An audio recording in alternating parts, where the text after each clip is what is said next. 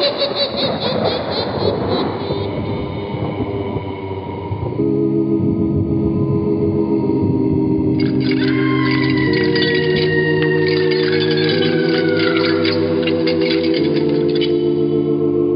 Mysterious Old Radio Listening Society podcast.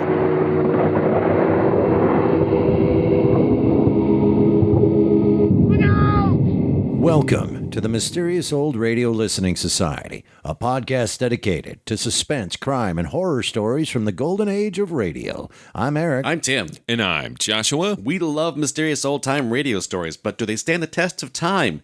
That's what we're here to find out. Last year, I fell in love with a short-lived Western called Frontier Gentleman, created, written, and produced by one of my all-time favorite radio artists, Anthony Ellis. When I brought an episode to the podcast, my co-hosts were unimpressed. Being the glutton for punishment that I am, I decided to give it another try. Frontier Gentleman told the story of J.B. Kendall, a British journalist who roamed the western United States in search of human interest stories. Ellis, an Englishman himself, combined his own experience as a stranger in a strange land with his love of American history to create what radio spirits described as a Western adventure drama featuring rich and detailed character studies, all of which were filtered through the series' main character, J.B. Kendall. Kendall was played by John Dehner, an experienced radio actor who frequently appeared as a guest star or supporting character in programs like The Whistler, Escape, The Adventures of Philip Marlowe, Gunsmoke, and more. In fact, we heard Dehner just last week as the narrator in 0 Hour from Suspense. After Frontier Gentleman, Dehner was cast in the lead role of another Western radio series, Have Gun, Will Travel. Dehner was joined on Frontier Gentleman by a stellar supporting cast, including Harry Bartell, Lawrence Dobkin, Virginia Gregg, Stacey Harris, Joseph Kearns, Jack Crucian, Jeanette Nolan, and Vic Perrin. Sound effects were created by Tom Hanley and Bill James, who also provided soundscapes for Gunsmoke and Fort Laramie. The program's plaintive trumpet theme was composed by Jerry Goldsmith, who would go on to score Hollywood blockbusters like Planet of the Apes, Alien, Star Trek, and Poltergeist, just to name a few. And now, let's listen to The Powder River Kid from Frontier Gentleman, first broadcast April 6th, 1958. It's late at night, and a chill has set in. You're alone, and the only light you see is coming from an antique radio. Listen to the sounds coming from the speaker, listen to the music, and listen to the voices. There seem to be only two kinds of people in Montana Territory, the good and the bad. Sometimes it's hard to tell which is which.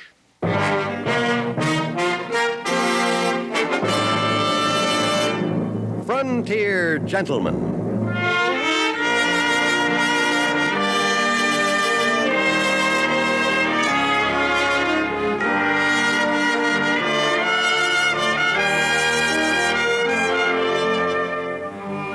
Herewith an Englishman's account of life and death in the West. As a reporter for the London Times, he writes his colorful and unusual stories. But as a man with a gun, he lives and becomes a part of the violent years in the new territories.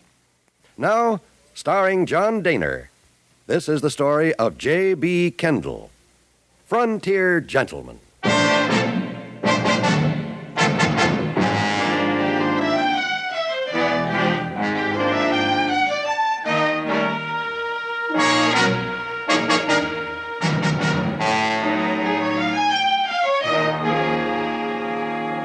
I was on my way back to Fort Benton on the Missouri River when I reached Helena. There, I was lucky enough to receive an offer of transportation in a wagon. So I sold my horse and we set out on the Mullen Road. My companion, or bullwhacker as he called himself, was a leathery, stringy chap who might have been 50 or 70. It was hard to tell. His name was George Scales, and he seemed more than happy to have someone to talk to. Yes, sir. I was one of the first out to the California Gold Rush. Went out with my father in 49. How old did you figure I am, boy? Well, 58. 58. Wouldn't think it, would you? Well, 58. Never had a sick day in my life. Been married 3 times, buried 2. The third got took by Apaches down in Arizona Territory. I pitied the poor son of a gun Indian that hooked up with her. Boy, she was the meanest piece of calico you ever set eyes on. It was a lucky day for me. Are you married? No, You take my advice, boy. What'd you say your name was? Kendall. Kendall. You ain't kin to the Brown County, Texas Kendalls, are you? No. Well, come to think of it, their name wasn't Kendall, it was Pridgeon. Now, how come you figure I misremembered that? What was we talking about? Well, I'm not quite sure. Now, you take my father. 86 years old 2 weeks back. I'm taking him home to bury him. Oh, I'm sorry. Oh, anything for sorrow. All got to go up Salt River sometime. Old Buzzard's been out in California better than 30 years. That ain't no place for a man to sack his saddle, so last trip out I said, Pa, I got to take you back to Kentucky, because when you bite the dust, it ain't fit to do it in this here place. That's what I said. I see. Yeah, we got us a place in Kentucky. Figure he ought to rest comfortable there. Oh, did he die on the way from California? If he did, it's since you got on back in Helena. No, the old buzzard ain't dead yet. He's asleep in the wagon. Oh. Eats and sleeps. Ain't much else to do, I guess.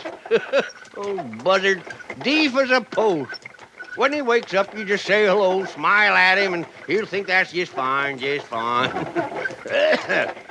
Oh, you want a chaw? No, thank you. You don't talk much, do you?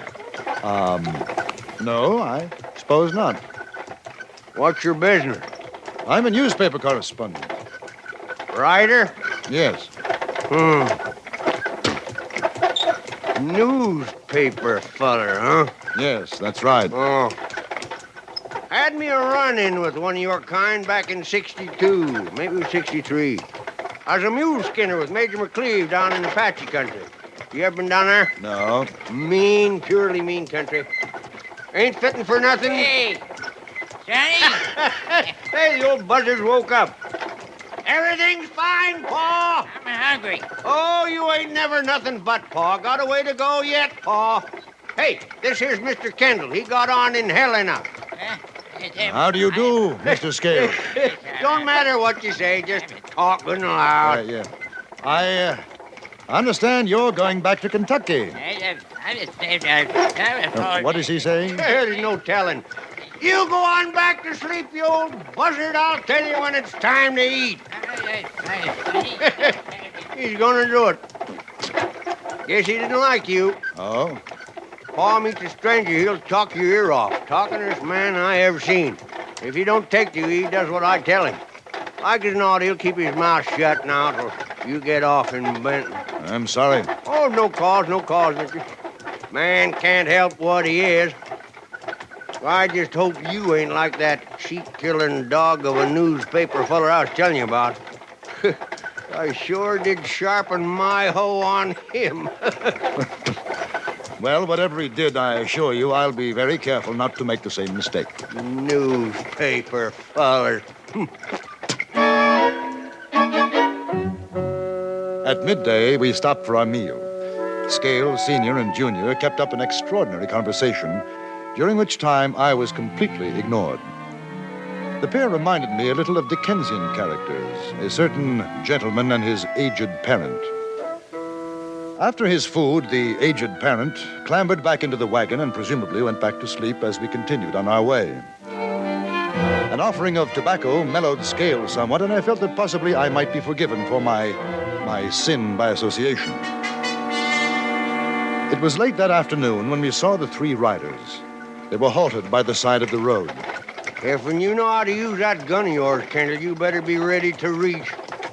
You think they're outlaws? Man's bone seasoned. He don't take chances, not in these parts. Looks as though one of them is hurt. Well, that's a fact, and well, I'll be a whey-belly stump sucker. A woman. One's a woman. Look at that. If that don't beat all. Whoa! Whoa there! Whoa! Hey! Hey, you got trouble? Haven't got any medicines, have you? No, got some whiskey. It's my husband. He's hurt kind of Well, bad. it ain't nothing, I tell you, Dora. Just let me rest a while. We'll get on. You ain't gonna make it, Bill. Shut up. Mister, I'll buy your whiskey. That'll fix me. No such thing. It isn't whiskey you need. Either of you gents know about doctrine? No, ma'am. Well, I know a little, not much. Let him take a look, Bill. Jack, here, come on. Give me a hand down. You know, Kendall, I got a feeling I know that feller. I seen him, but I ain't sure where. Why don't you bring the whiskey out, Mr. Scales? He looks as if he can use it. All right. Here, get your jacket off, Easy, Bill. woman. Now take it easy.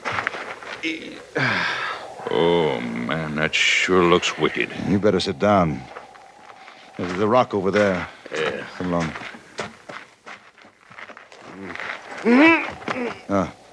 When did it happen? 3 days ago.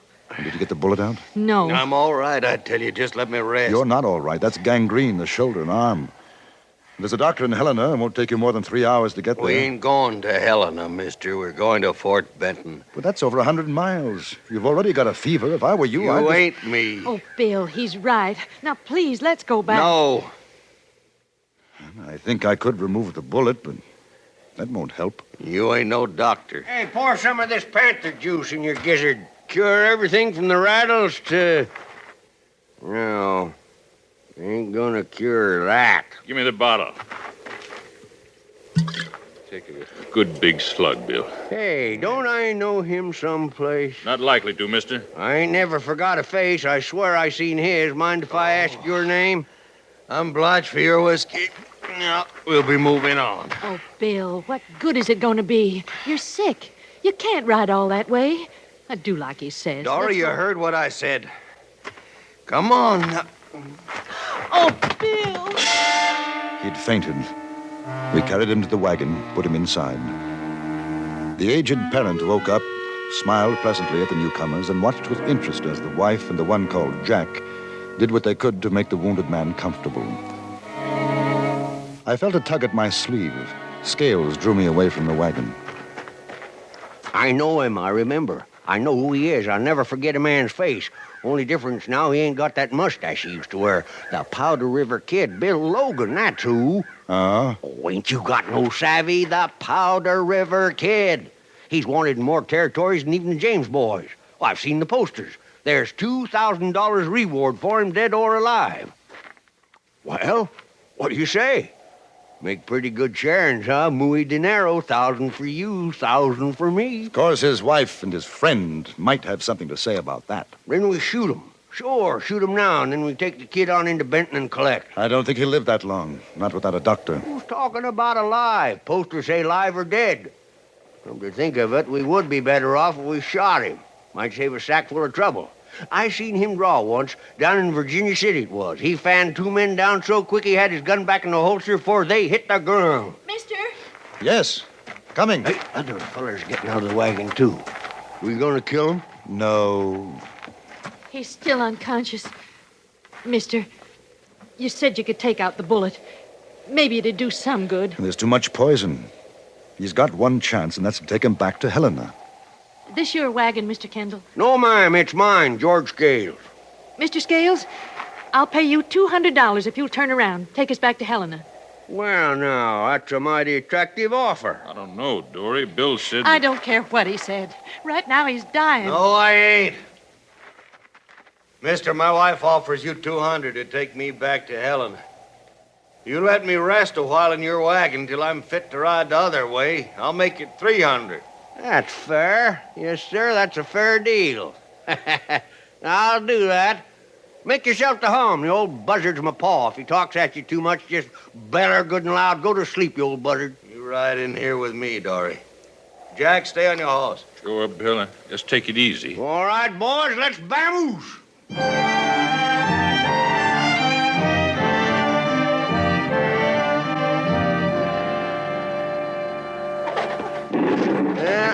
Be getting some rain by and by.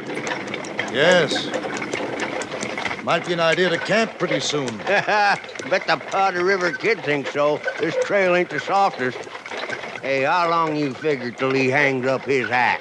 I don't know, but I wouldn't worry about it. I ain't worrying, but I've been doing some thinking. How come you suppose he don't want to go back to Helena? Somebody's after him, I imagine. That's my guess. And if somebody's a U.S. Marshal and that Marshal finds him before the kid dies, you figure maybe we'll have to cut another share on the reward? fine legal point. Well, I ain't gonna worry. Dark coming on. There's a likely-looking clearing up the road. Yeah, I got to feed the old buzzard. Hiya! Hiya! Yep! Fire!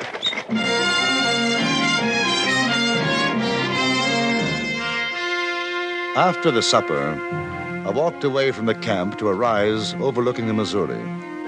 There were flashes of lightning in the east, and you could see the outline of heavy black clouds, but there hadn't been any rain yet. I stood for about 10 minutes smoking my pipe. Then I heard steps behind me. Scales said you came up this way. How's your husband? Oh, I think the fever's worse. Will he make it? I'm not a doctor. You don't have to be. You should have gone back to Helena. He couldn't. He was afraid to. Scales knows who he is, doesn't he? You know. Yes. There's been a marshal trailing us for 6 months. He caught up with Bill and Helena. My brother Jack helped him get away, and we hid out in town for 3 days. Well, why didn't you get a doctor? Oh, he wouldn't let us. There's a reward. Bill was afraid a doctor'd try and collect. Just like your friend wants to. He is pretty obvious, isn't he? Oh, man's luck runs out. Coyotes started snapping for the leavings. Me and Bill was on our way to Benton before the marshal caught up with him. We figured on going back east. Were you and your brother both working with Logan? No. And Bill hasn't done anything wrong since we was married. Mr. Kendall, I'll tell you a straight thing. I haven't been what a man like you'd call a decent woman. Most of my life, I've been a wild one. But not since Bill. I wish I could help Mrs. Logan. I really come to ask you to... I saw it done once before with a man's leg that got like Bill's arm. They cut it off. Yes, I had thought of that. It's too late. The poison's in his shoulder. It wouldn't do any good. I'm sorry.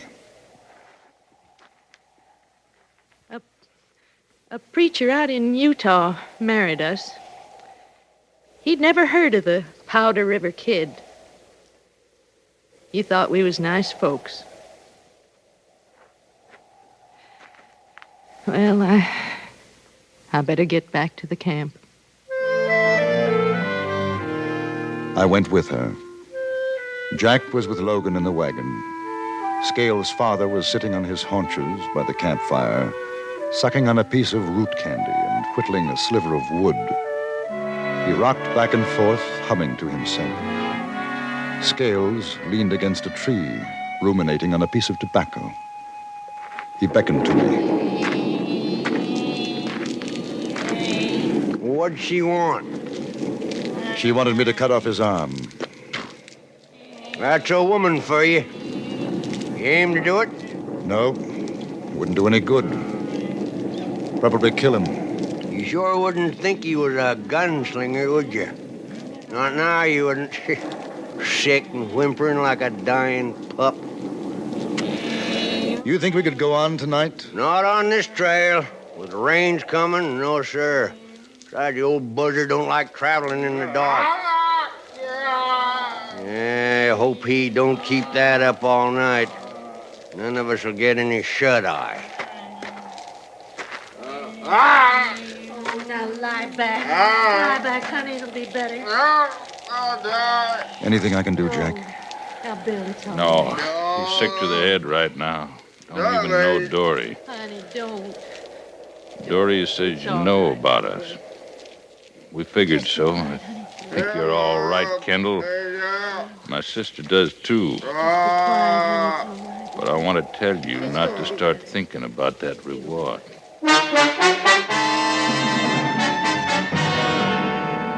A few minutes later, it began to rain and continued intermittently all through the night. But the dawn was clear and bright. It took the combined efforts of oxen, horses, and men to take the wagon back onto the trail. The wheels had sunk nearly hub-deep in mud. But as the sun rose, we were on our way northward again. Bill Logan was no longer delirious, but in the grayness of his face, I knew that he didn't have long to live. It was during the early afternoon that his wife called out to me. Mr. Kendall, Yes, will you come back a minute? all right. Maybe he's dead, huh? Maybe. He wants to talk to you. Sorry, go on up with that bullwhacker. What I got to say is private. Make him stay quiet. Come on over closer, will you? Is the old man asleep? Yes. Now listen, I'm finished. I ain't a doctor, nothing gonna help me now. I feel it. Now, I never asked a favor. No man in my life, I'm asking one now. What is it? There's a reward for me. It ain't much, only 2,000, but it means something for Dory. I ain't gonna pay no reward for a man that's died natural like.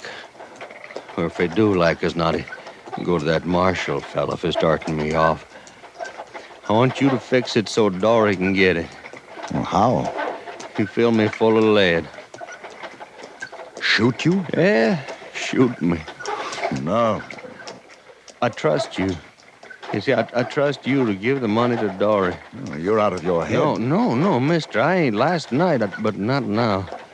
It's the best I can do for her. She's a good woman. Now let me give her something so she don't have to go back to what she was. I can't kill you. You got a right to. Look, I'm wanted, Kendall. I've done more killings than I can remember. It ain't a wrong thing for you to do. You could say I was trying to escape. No, I can't. If not drawn you. It doesn't make any difference. We both know you wouldn't shoot. I'm sorry.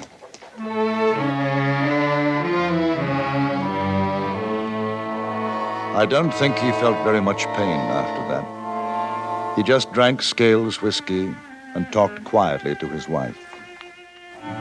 He died just before the sun went down. Well, I guess he's dead now. I think so. You figure she'll want to take him into Benton or bury him out here? I don't know. Sure does seem a shame and a sin to see that reward go up in smoke. Perhaps it doesn't have to. How do you mean? How come? I could ride back to Helena. Wouldn't take more than a few hours. What good did that do? Well, I'd take him back with me. Yeah? All you have to do is to see that they don't try to stop me. Listen, boy, for $1,000, nobody's going to stop you.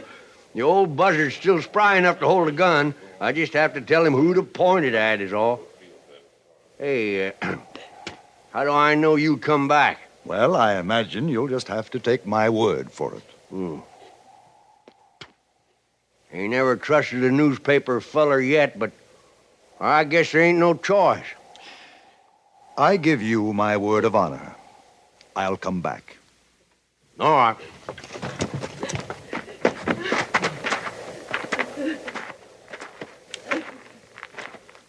Oh, curry's in there, too.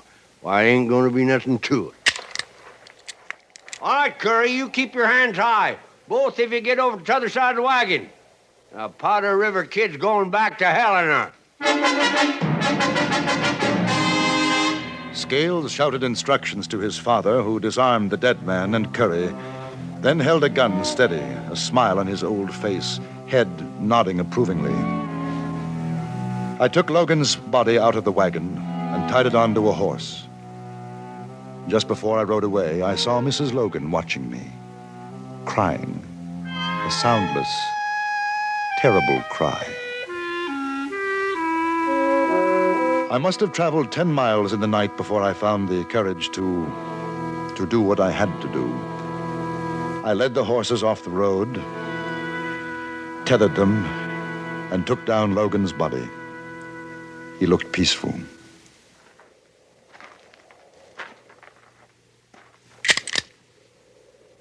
Forgive me, Logan.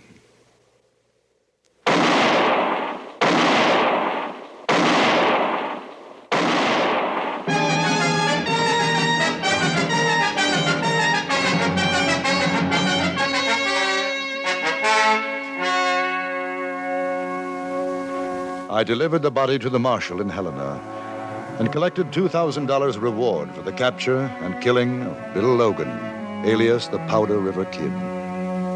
Then I took the horses and rode back to where I'd left the wagon. Did you get it, boy? Did you get the money? I got it.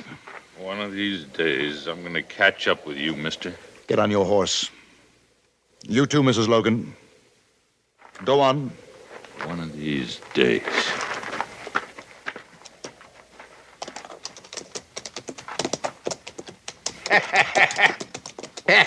That was fine, boy. Fine. Now, come on. Let's divvy up. Afraid not, Mr. Scales. I've got some bad news for you. You are getting nothing. What? Exactly. Drop your gun, or the old buzzard's going to lose his son. Oh.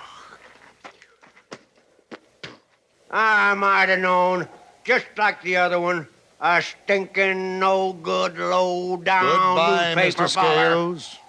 It's been a most unpleasant association. I took Logan's horse and caught up with Mrs. Logan and her brother a little further along the Mullen Road.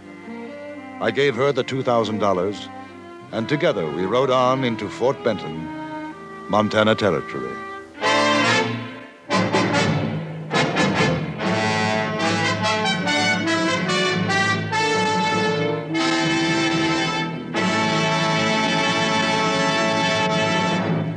Frontier Gentleman was written, produced, and directed by Anthony Ellis and stars John Daner as J.B. Kendall. Featured in the cast were Joe Kearns, Paula Winslow, Larry Dobkin, Barney Phillips, and Robert Roudier. Music was composed and conducted by Wilbur Hatch.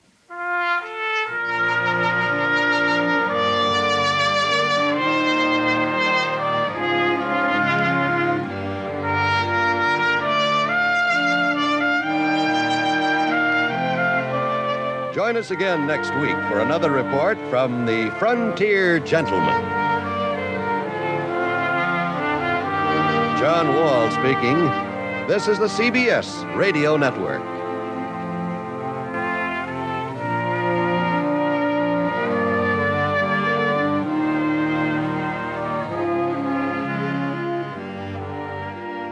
That was the Powder River Kid from Frontier Gentleman here on the Mysterious Old Radio Listening Society podcast. Once again, I'm Eric. I'm Tim. And I'm Joshua. Joshua brought another Frontier Gentleman to the table, and as he pointed out in the introduction, nothing Tim and I suggested that he do. But he went ahead anyway. You kind of touched on it in the beginning, Joshua. Are you hell-bent in making us, you're like, I'm bringing it again. I'm going to prove to you guys that you don't get this. Is that what this is about? Yes. Which I didn't want to outright say, because if you wanted me to stop bringing these episodes, all you have to do is pretend to love this up and down. No, it's good.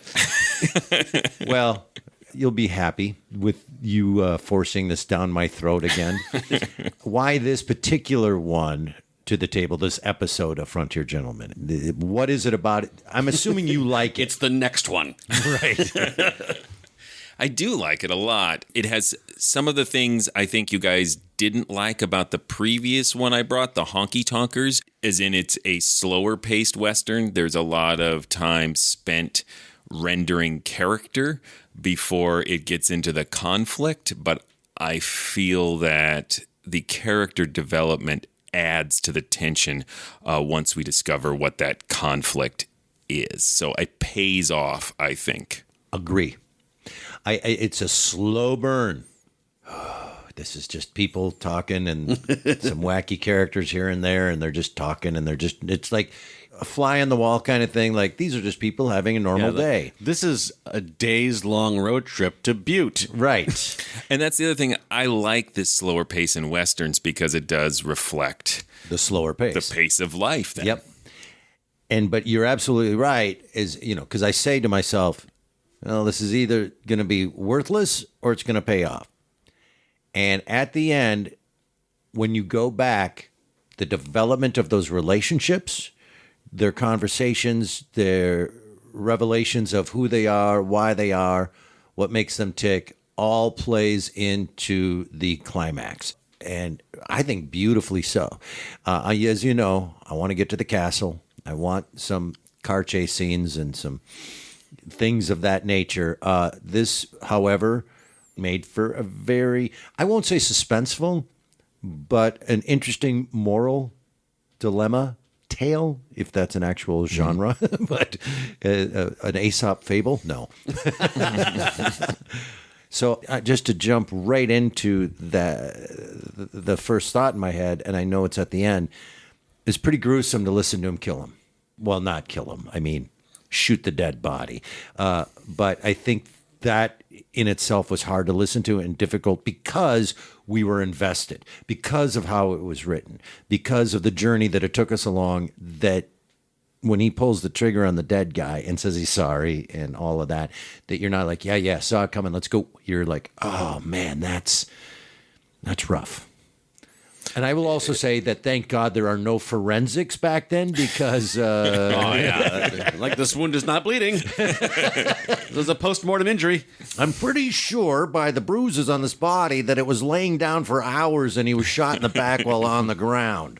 But there is an added bit of tragedy, I think, to that scene. And I think part of the reason he says he's sorry is not because he is somehow disturbing the dead by shooting this body. I think it's that a part of him feels that he should have done this when the Powder River Kid was alive, in that the Powder River Kid dies never knowing that his wife is going to get this money. Kendall couldn't bring himself to do it until he was already dead. Or like, at what point do you I'm just going to pistol whip this guy unconscious and drag him back to a doctor? There's a little tension there in that we have the brother, and that's the sole purpose the brother plays in this script, is to be a balancing force, right? Because the decision to overpower the Powder River Kid would be a lot easier without him. My broad reaction, I had more enjoyment going into this knowing what the shtick of Frontier Gentleman was, and the structure is probably a kinder way to say it, of...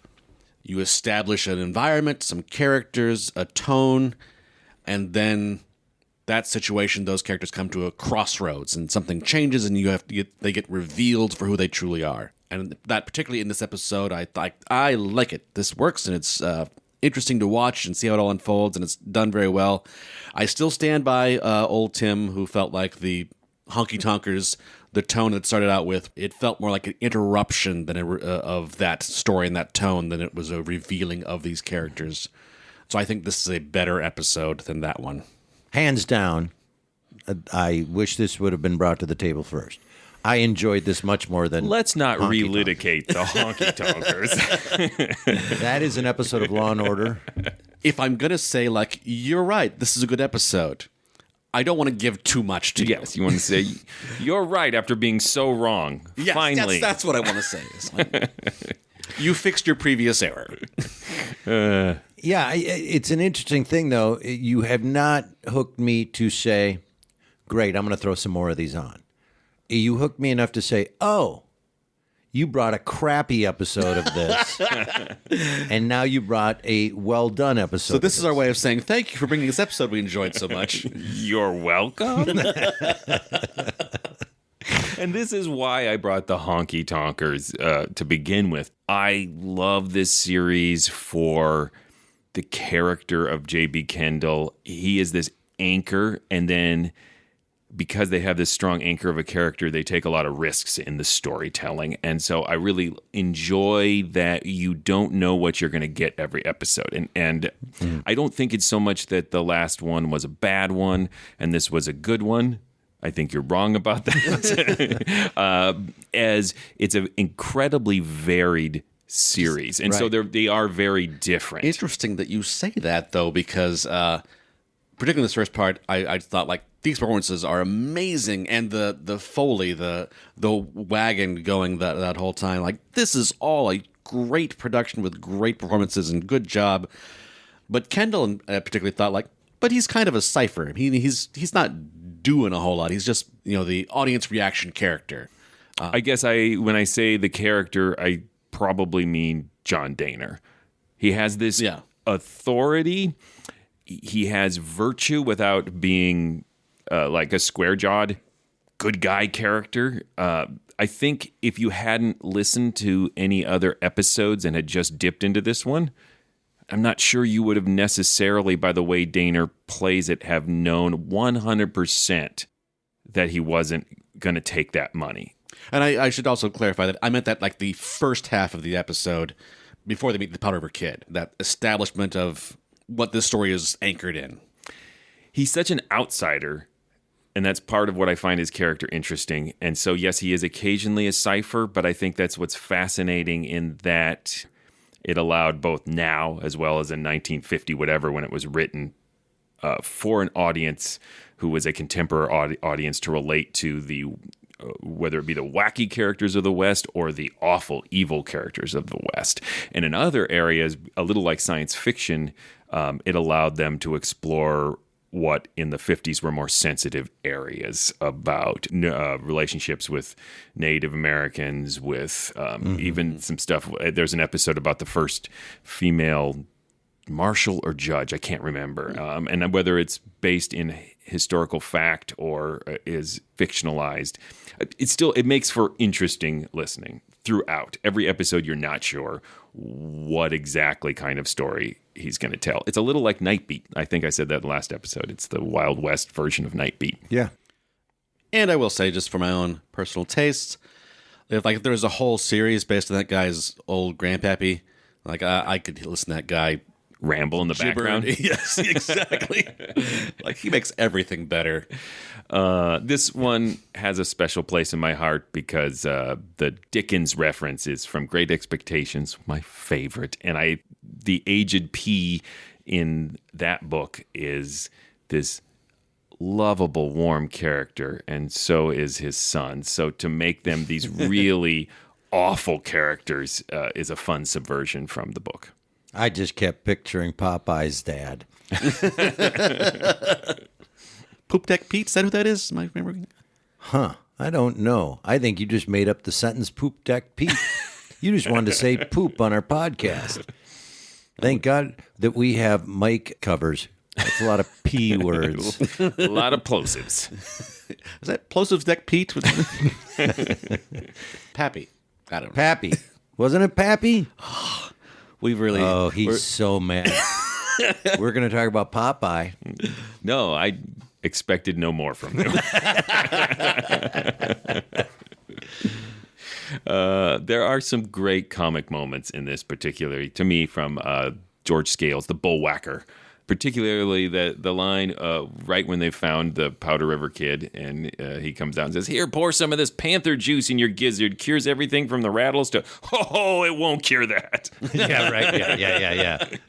There's no sensitivity. He just looks at the gangrene and you look, oh, never mind. Yeah, you're gonna die.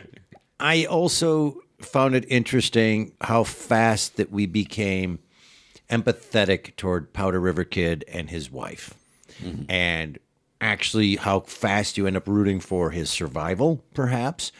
And it's interesting because he is an outlaw and a bad guy, but we're at that point in their life where they're in regret. They're 100% in regret over choices they've made and are different people than they probably were a week ago. Yeah. And part of me is feeling like it just go back, face the consequences, see a doctor, live. Right. But else, and that's the end of their lives. Right. Joshua, you're good at this and you always do it. What is $2,000 in today's money? That you didn't do it? Up. No. You always look it up. Just make up a number. It's $1 trillion. $2,016. It's amazing.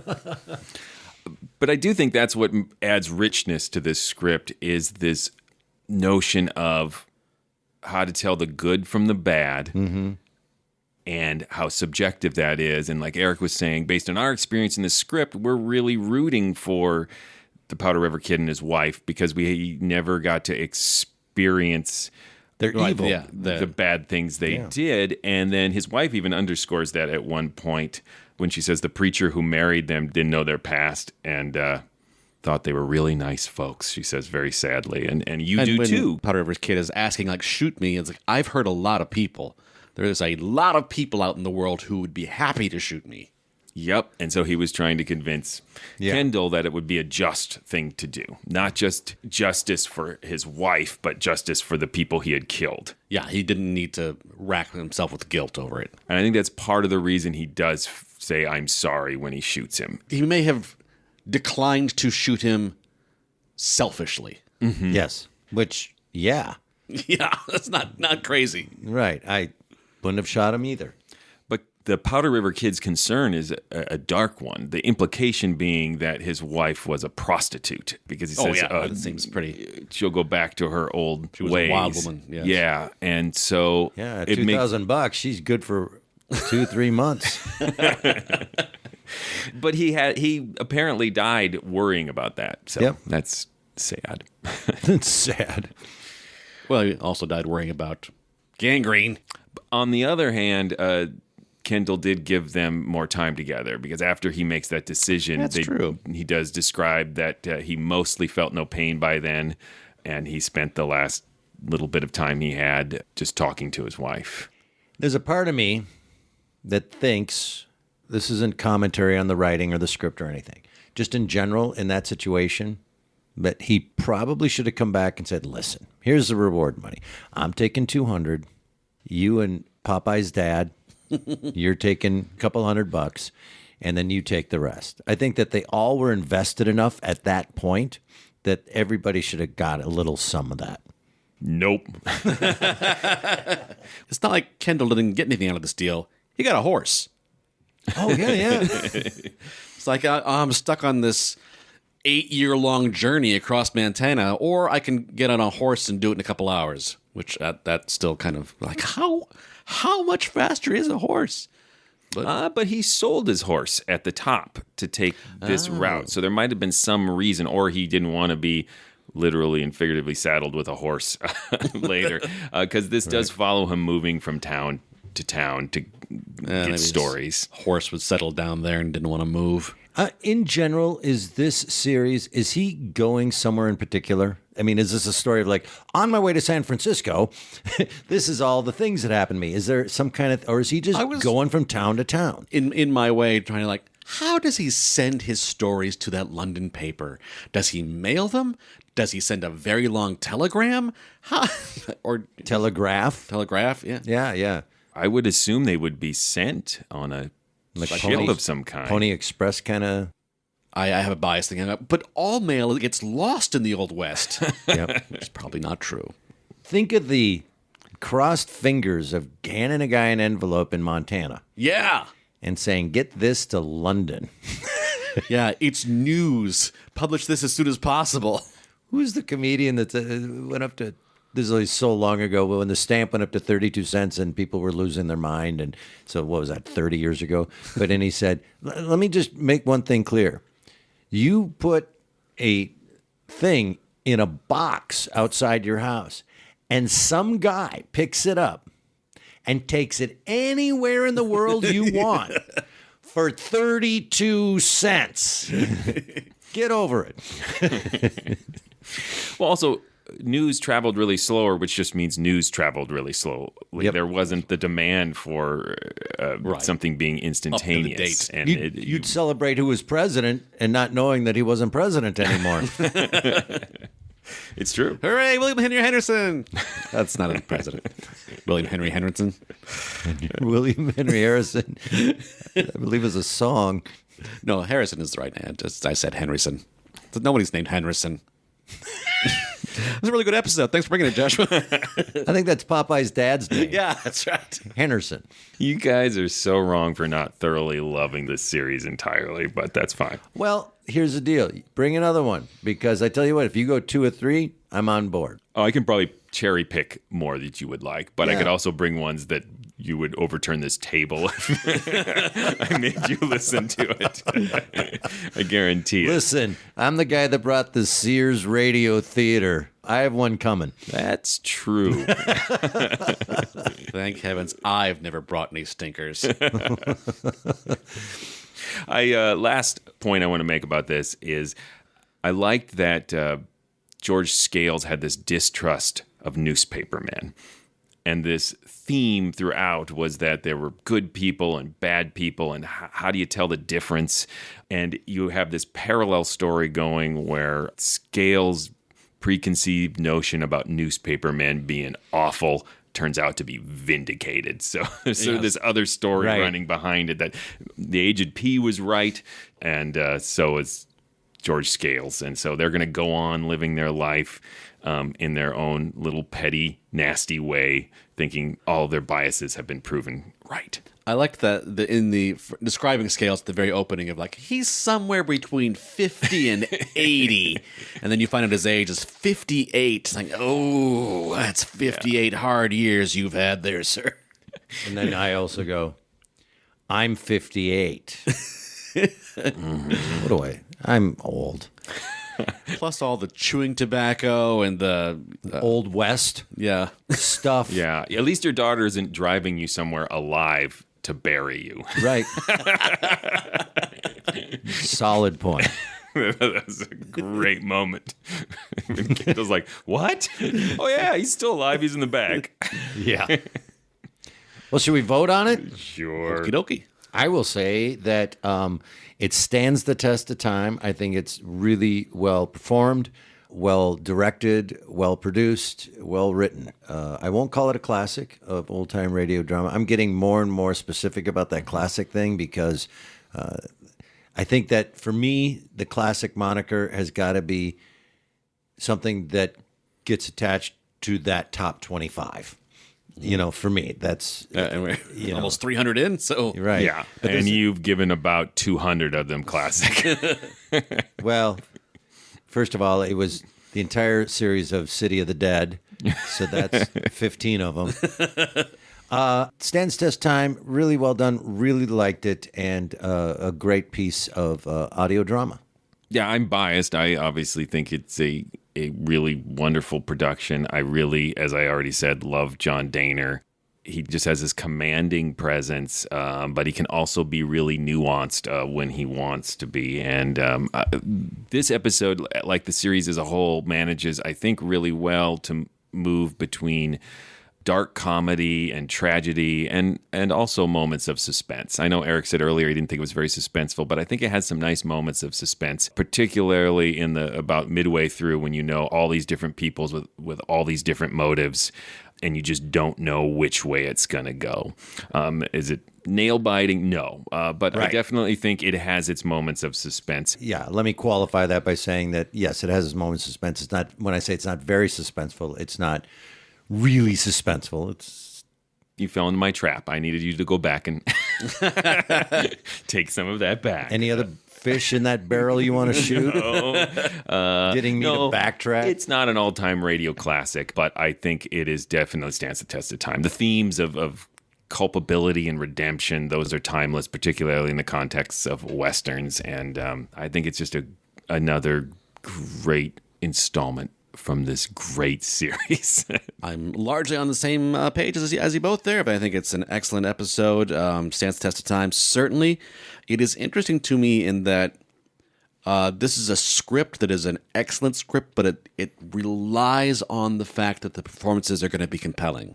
It is taking it on faith that these actors can fill all this space and all this time with broad characters, subtle characters, whatever, whichever way they fall in the script, but they're all fascinating to listen to and learn about. Yep.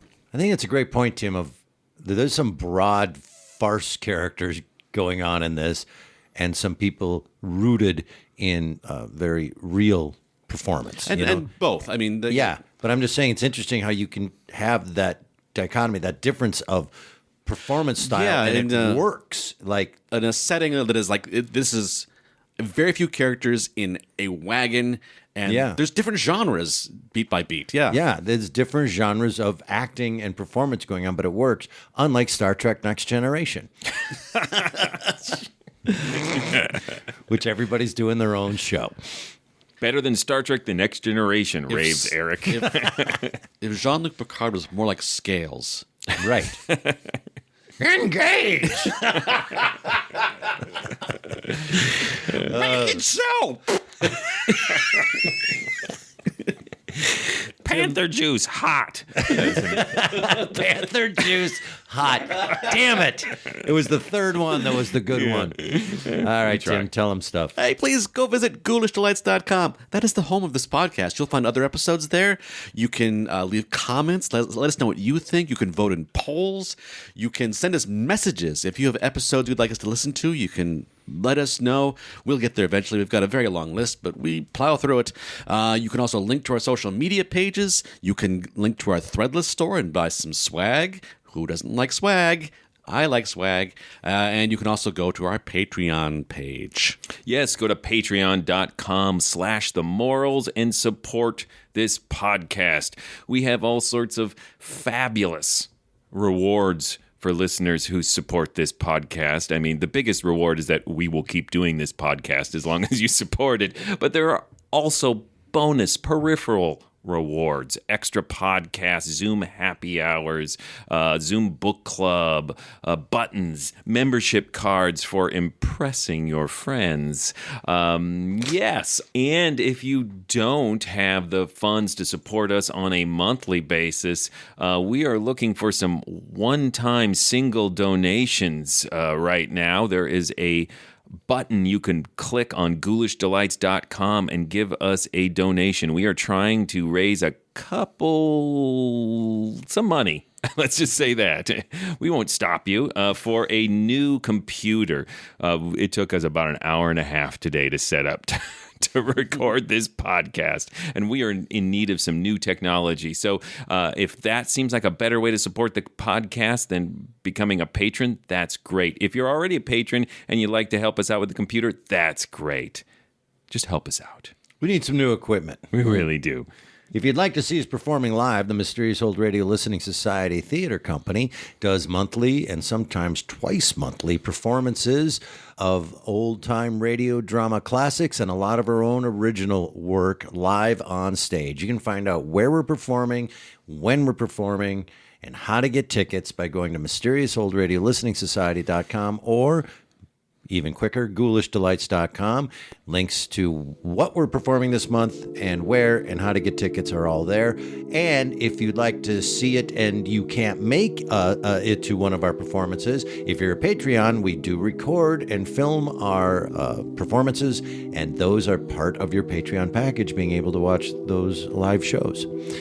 Hey, what's coming up next? Up next is me. I'm revisiting Vanishing Point with an episode entitled Split Second. Until then. Look out! Why, Popeye spooked Dick Baby, she going son of a gun. From old Algiers to old Shanghai, she going son of a gun. My Popeye spooked Dick Baby, ahoy, ahoy, ahoy. In building boats, I'm never wrong. I built a million, short and long. I'm 99 and pretty tough. Ahoy, ahoy, ahoy.